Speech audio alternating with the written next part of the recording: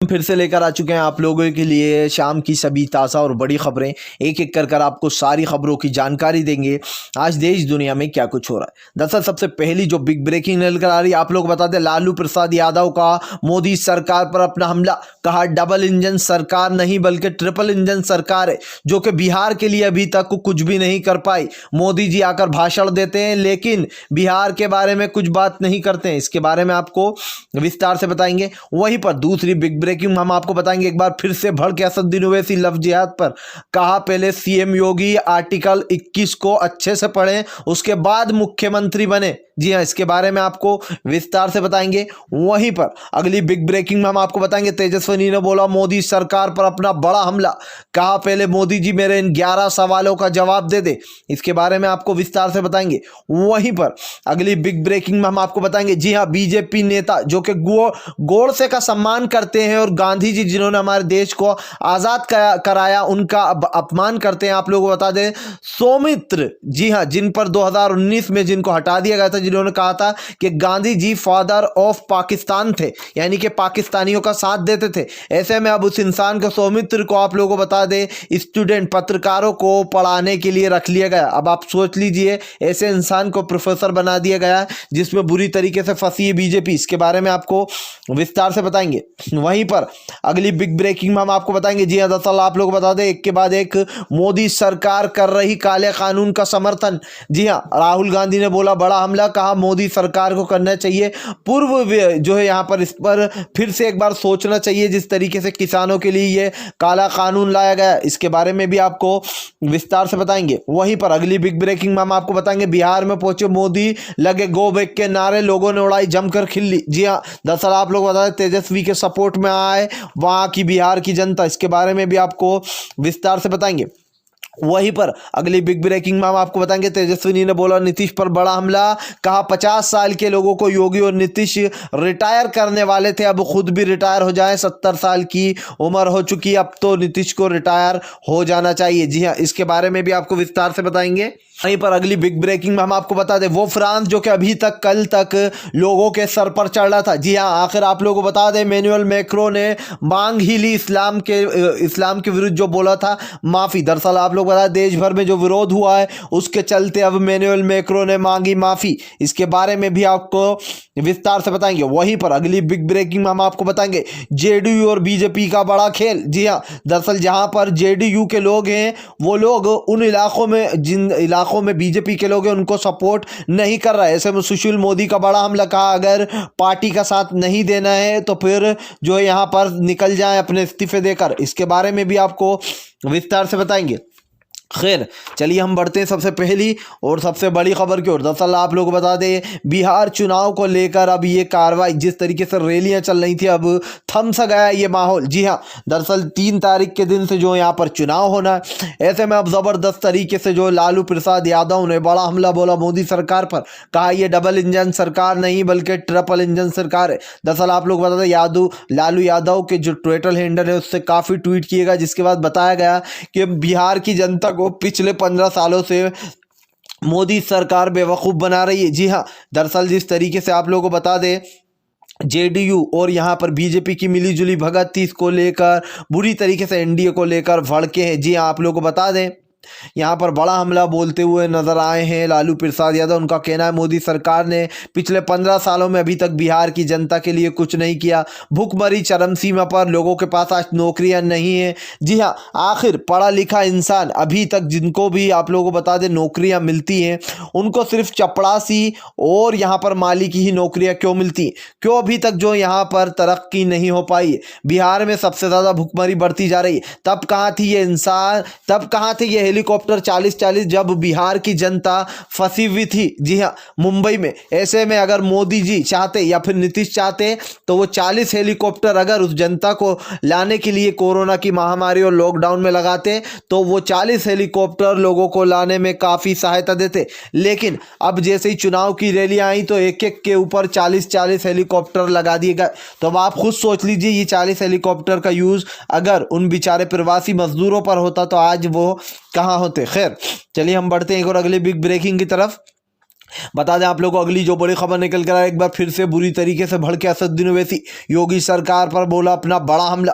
कहा दरअसल आप लोग बता दें योगी सरकार ने, सीएम योगी ने एक जो है यहाँ पर बयान दिया था, जिसको लव जिहाद को लेकर उन्होंने कहा था अगर नहीं माने तो राम नाम सत्य कर देंगे। जी हाँ, ऐसे में अब असदुद्दीन ओवैसी ने बड़ा हमला बोला है। जी हाँ, राम नाम सत्य कर देने पर असदुद्दीन ओवैसी ने कहा कि पहले आर्टिकल 21 को पढ़ना चाहिए असदुद्दीन सीएम योगी को, उसके बाद जो है यहाँ पर उन्हें मुख्यमंत्री बनना चाहिए। जी हाँ, दरअसल आप लोगों को बता दें जिस तरीके से लव जिहाद को लेकर राम नाम सत्य वाला जो उन्होंने बयान दिया, एक हिंसक बयान था। इसके चलते सीएम योगी का ये पहला ऐसा भड़काऊ बयान नहीं, इससे पहले भी वो जो है यहाँ पर हिंदू मुसलमान कर चुके हैं। हिंदू मुसलमान में तो एक बात है, यूपी का सीएम योगी सबसे आगे। जी हाँ, जहाँ पर अगर दलित लोगों को नुकसान पहुँचाना हो तो सीएम योगी का नाम उससे जड़ा रहता। जिस तरीके से यूपी में दलित भाइयों को टारगेट किया जा रहा है, आज जो है यहाँ पर ब्राह्मणों को बोला जा रहा है कि ससुर ब्राह्मण कहाँ जाएंगे, जाएंगे तो जैसे ब्राह्मण जो है किसी के बाप की जागीर हो, तो जो भी समाज है उनको टारगेट किया जा रहा है यूपी में। ऐसे में असदुद्दीन ओवैसी भड़के, उनका कहना है कि पहले जो यहाँ पर सीएम योगी आर्टिकल 21 को अच्छी तरीके से पढ़ लें, और अगर उन्हें पढ़ना नहीं आता, इस बारे में नॉलेज नहीं है, तो पहले किसी अच्छे वकील से वो मिल लें, उसके बाद इस तरीके के बयान दें और उसके बाद मुख्यमंत्री बने। खैर चलिए हम बढ़ते हैं एक और अगली बिग ब्रेकिंग की तरफ। बता दें आप लोगों को अगली जो बड़ी खबर निकल कर आ रही। जी हाँ, दरअसल आप लोग बता देते हैं तेजस्वी का बड़ा हमला मोदी सरकार पर, कहा मेरे 11 सवालों का जवाब दे दे मोदी सरकार। दरअसल आप लोग बता दें कि जिस तरीके से बिहार में गरीबी है, उन चीज़ों को लेकर तेजस्वी ने बड़ा हमला बोल दिया मोदी सरकार पर। तेजस्वी का कहना है कि मोदी जी हमेशा बिहार आते, ऐसे में मुद्दों की बात छोड़कर लोगों को गलत ट्रैक पर ले जाना चाहते। उन्होंने 11 सवाल पूछे। उनका कहना है कि आज हर पढ़ा लिखा इंसान जो यहाँ पर चपरासी और माली क्यों बनता है, बेरोजगारी क्यों बढ़ती जा रही है, और जो है यहाँ पर कुपोषण के शिकार इतने बच्चे क्यों बन रहे हैं। अब मोदी जी से इस तरीके के जब सवाल पूछे गए तेजस्वी द्वारा, तो लोगों ने जमकर क्लैपिंग करी, यानी कि तालियां बजाई। और ये सवाल जो ये बिल्कुल जेन्युइन पूछे तेजस्वी यादव की तरफ से, क्योंकि तेजस्वी यादव एक ऐसे उभर कर सामने आ रहे हैं एक ऐसे सीएम बनने को जहाँ पर जात पात फिलहाल नहीं है, और वो बिहार की जनता को एक अलग जोन में ले जाना चाहते हैं। आज सबसे ज़्यादा अगर किसी को ज़रूरत है वहाँ पर, तो नौकरियों की ज़रूरत है। ऐसे में तेजस्वी ने कहा कि मोदी सरकार हम पर कितने ही सवाल उठा ले, बीजेपी है भाई, देश के पीएम है, वो हमसे कुछ भी कह ले, लेकिन पहले पीएम मोदी बिहार में आकर बिहारियों के बारे में बात करे, ना कि इधर उधर पाकिस्तान हिंदू मुसलमान की बात कर कर लोगों को भटकाए। सबको मालूम है पाकिस्तान ने क्या किया है, सबको पता है हिंदू मुसलमान क्या हैं। ये लोगों को भड़काने वाली राजनीति ना करे, पहले मेरे 11 सवालों का जवाब दे दे। चपरासी ही पढ़े लिखे क्यों बनते हैं, क्यों पढ़े लिखे लोग माली बन रहे हैं, छोटे छोटे पद दिए जा रहा है। आज भी कुपोषण के जो केस है वो बढ़ते जा रहा है, बिहार में बेरोजगारी बढ़ती जा रही है। इन सारे सवालों का जवाब है तो दे पीएम मोदी। खैर चलिए हम बढ़ते हैं एक और अगले बिग ब्रेकिंग की तरफ। बता दें आप लोगों को बीजेपी में मची अफरा तफरी। जी हाँ, दरअसल आप लोगों को बता दें गोडसे को सम्मान देने वाले और गांधी जी का अपमान करने वाले सौमित्र को जो है यहाँ पर आप लोगों को बना दिया गया है अब स्टूडेंटों का जो है यहाँ पर, अब आप सोच सकते हैं पत्रकारों का प्रोफेसर बना दिया गया है। जी हाँ, सौमित्र मित्रा, इनका एक केस याद होगा आपको, इन्होंने 2019 में एक टिप्पणी करी थी। ये गोडसे का समर्थन करने वाले लोग हैं, ये गांधी जी जिन्होंने देश आज़ाद किया आया उनको भी नहीं छोड़ते, उनके बारे में अपमानजनक टिप्पणी करते हैं। दरअसल आप लोग बता दें सौमित्र जिन्होंने कहा था 2019 में कि गांधी जी जो है वो फादर ऑफ पाकिस्तान थे, बेसिकली इनका कहना था कि वो पाकिस्तानियों का साथ देते थे, वो पाकिस्तान के साथ मिले हुए थे। अब आप सोचिए जिस गांधी जी ने जिन्होंने हमारे देश को आज़ाद कराया, उनका इतना सम्मान करते हैं लोग कि जिसकी कोई हद नहीं। अब बीजेपी के नेता इस तरीके के बयान देते हैं, उसके बाद बीजेपी ने इन्हें निकाल दिया था कि इस तरीके की टिप्पणी करना बिल्कुल भी सही नहीं है। लेकिन जैसे कि मैंने आपसे कहा था कि जिन लोगों पर आरोप लगते हैं उन लोगों को बीजेपी हटा तो देती है, लेकिन सिर्फ कुछ टाइम के लिए, उसके बाद वो बीजेपी के रेपिस्ट हो या फिर बड़े से बड़े कांडी, वो वापस बीजेपी में ही दिखाई देते। ऐसे ही सौमित्र के भी साथ हुआ। जी हाँ, सौमित्र को जो है यहाँ पर फिर से अब एक बार बता दें आप लोगों को पत्रकारों का प्रोफेसर बना दिया गया। तो अब आप सोच सकते हैं कि वो पत्रकारों के प्रोफेसर हैं तो वो क्या सिखाएंगे गांधी जी के बारे में स्टूडेंट को। क्या सिखाएंगे? आप खुद सोचिए। उनके अगेंस्ट जाना सिखाएंगे, गोडसे की तारीफ करना सिखाएंगे और गांधी जी का अपमान करना? तो आप खुद देख लीजिए कि बीजेपी अपने लोगों को कैसे संभाल संभाल कर रखती है। एक बात बता देती है कि हम अभी तो आपको निकालना है, बाद में वापस लेके ज़रूर आएंगे। तो फिर से एक बार बीजेपी की पोल पट्टी खुल चुकी है। खैर, चलिए हम बढ़ते हैं एक और अगली बिग ब्रेकिंग की तरफ। बता दें आप लोग, अगली जो बड़ी खबर निकल कर आ रही चुनावी मैदान में, नीतीश और बीजेपी आमने सामने। दरअसल जेडीयू और बीजेपी का अपना ही एक खेल चल रहा है। जी हाँ, आप लोगों को बता दें, जहां पर सुशील मोदी ने बड़ा हमला बोला, उनका कहना है कि आप लोगों को बता दें कि जो लोग समर्थन, दरअसल जहां पर बीजेपी के लोग हैं वो जेडीयू को समर्थन नहीं दे रहा है, और ऐसे में जहां पर जेडीयू के जो वो लोग हैं सांसद, ऐसे में वो बीजेपी को समर्थन नहीं दे रहा है। अब इस पर बड़ा खेल होगा, जहां पर सुशील मोदी ने कहा कि अगर जो सपोर्ट नहीं करना है तो फौरन जो है यहाँ पर विस्तार में उनको दे देना चाहिए अपना इस्तीफा। जी हाँ, आप लोग सोच सकते हैं कि जेडीयू, बीजेपी और जो लोजपा में अपने आप ही जो है भिड़त हो गई है। ऐसे में ये तीनों जो यहाँ पर नीतीश और मोदी भी आमने सामने एक तरीके से देखा जाए तो, क्योंकि जिस तरीके से बीजेपी अब की बार नीतीश को देने वाली है डचका, इससे नीतीश अनजान। नीतीश अगर जीत भी जाते तो वो तब भी नहीं बनाते उनको सीएम, क्योंकि साफ साफ दिखाई दे रहा है जिस तरीके से नीतीश के लोगों को घेरा जा रहा है बीजेपी की तरफ से। ये कहना सही बात होगी कि बिल्कुल ही जो यहाँ पर नीतीश के साथ खेल किया जा रहा है। बीजेपी एक बार फिर से फंसती हुई नजर आ रही है अपने ही कारनामों में। खैर, चलिए बढ़ते हैं हम एक और अगली बिग ब्रेकिंग की तरफ।